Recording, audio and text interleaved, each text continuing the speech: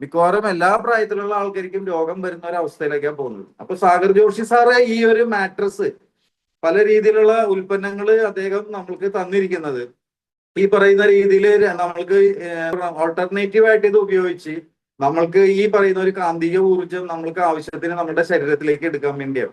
കാരണം ഇനി നമ്മൾക്ക് ചെരുപ്പ് ഊരി മാറ്റിയിട്ട് ഫുൾ ടൈം ചെരുപ്പില്ലാണ്ട് നടക്കുകയോ അല്ലെങ്കിൽ ഈ പറയുന്ന പോലെ പുല്ലിക്കൂടി മണ്ണിക്കൂടി നടക്കാൻ മണ്ണൂല്ല പുല്ലുമില്ല ഇവിടെ.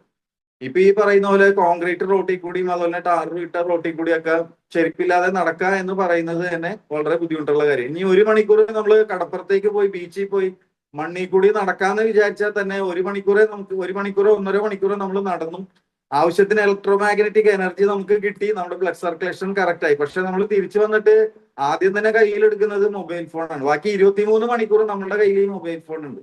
അപ്പൊ മിക്കവാറും നമ്മൾ അല്ലെങ്കിൽ ഫാൻ്റെ അടിയിലാണ് നമ്മൾ ഇരിക്കുന്നത്, അതല്ലെന്നാണെങ്കിൽ എ സിയിലായിരിക്കും നമ്മൾ ഇരിക്കുന്നത്. ഏത് ഇലക്ട്രിക്കൽ ഇലക്ട്രോണിക്സ് എക്യുപ്മെന്റ്സ് ഇതും പുറത്തേക്ക് വരുന്നത് പോസിറ്റീവ് അയോണാണ്. ഈ പോസിറ്റീവ് അയോൺസ് നമ്മുടെ ശരീരത്തിന് ആവശ്യമില്ല. കാരണം പോസിറ്റീവ് നെഗറ്റീവും കൂടി ക്ലബ് ചെയ്ത് കഴിയുമ്പോൾ നമ്മുടെ ബ്ലഡ് വീണ്ടും ക്ലസ്റ്റർ ആകുന്ന ഒരു അവസ്ഥയാണ്. അപ്പൊ നമ്മളെ സംബന്ധിച്ച് നമ്മള് നിത്യേന നമ്മൾ ഉപയോഗിക്കുന്ന പല സാധനങ്ങളും നമ്മുടെ ബ്ലഡിനെ കട്ടിപ്പ് കൂട്ടാനാണ്. നമ്മളുടെ ബ്ലഡിന്റെ കട്ടിപ്പ് കൂട്ടാനും റെഡ് ബ്ലഡ്സ് തമ്മിൽ ഒട്ടിപ്പിടിച്ചിരിക്കാനും അവരുടെ ധർമ്മം കൃത്യമായിട്ട് ചെയ്യിക്കാതിരിക്കാനുള്ള എല്ലാ കാര്യങ്ങളാണ് നമ്മുടെ ലൈഫിൽ നമ്മൾ ഓരോ ദിവസം ചെയ്തുകൊണ്ടിരിക്കുന്നത്. ഇത് ഓൾട്ടർനേറ്റീവ് ആയിട്ട് നമ്മൾക്ക് ഇത് ഉപയോഗിക്കാൻ സാധിച്ചാൽ രാത്രി നമ്മൾ ഈ മാട്രസിൽ കിടന്ന് ഉറങ്ങിയാൽ ഏതാണ്ട് 180ഓളം മാഗ്നറ്റ്സ് ആണ് ഇതിനകത്തുള്ളത്. ഈ എനർജി നമ്മുടെ ശരീരത്തിലേക്ക് കയറുന്ന നിമിഷം തന്നെ 1-2 മിനിറ്റ് കൊണ്ട് ബ്ലഡിന്റെ വിസ്കോസിറ്റി ഏതാണ്ട് 20 to 30% കുറയുന്നതാണ്. കാരണം ഈ ഒട്ടിപ്പിടിച്ചിരിക്കുന്ന ചൂന രക്താണുക്കളെല്ലാം തന്നെ സെപ്പറേറ്റ് ചെയ്യപ്പെടുകയും അതിന്റെ ധർമ്മം കൃത്യമായിട്ട് ചെയ്യാനുള്ള ഒരു സാഹചര്യം ബോഡിയിൽ ഈ പറയുന്ന മാഗ്നറ്റിക് എനർജി സഹായിക്കും എന്നുള്ളതാണ്. അപ്പോൾ നമ്മൾ ശ്വസിക്കുന്ന വായുവിലുള്ള ഓക്സിജൻ കൃത്യമായിട്ട് അത് ക്യാരി ചെയ്യാനും എല്ലാ കോശങ്ങളിലും അത് എത്തിക്കാനും അത് സഹായകരമാവും എന്നുള്ളതാണ്.